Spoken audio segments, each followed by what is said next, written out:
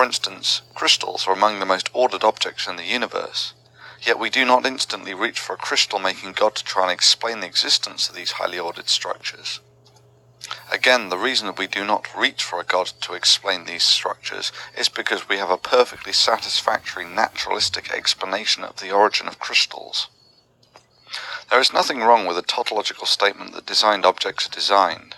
There is nothing wrong with a statement that paintings, etc., are designed, simply as they have no plausible naturalistic explanation for their origin.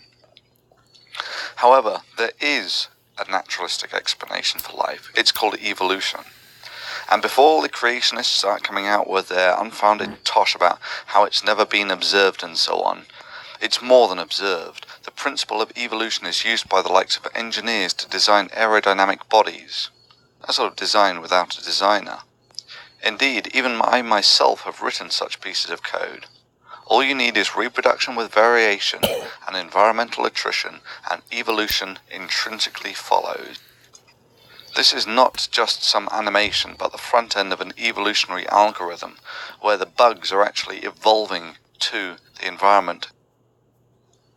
But let's just highlight the logical flaws of this typical creation argument that designed objects such as paintings, buildings, etc. require a designer.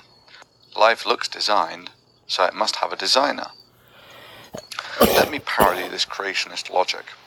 Let me take a load of pebbles and see if any of them perfectly fit a shot glass. The answer is no. Indeed, I could keep on trying to get pebbles to fit this shot glass in perpetuity and never find one that fits it perfectly.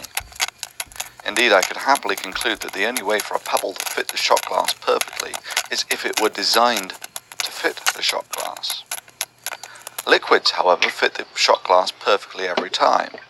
So, by the creationist logic, the liquid must be designed to fit the glass. Now, the reason this argument is bogus, of course, is simply because the two objects being compared have different critical properties. In my case, I am comparing deformable matter such as liquids to solids, and drawing the bogus conclusion that liquids must be designed to fit the glass. In the creationist case, they are comparing objects that are known to be manufactured with objects that can evolve. That is, objects that suffer environmental attrition and reproduction and variation, and then drawing the bogus conclusion that life must be designed.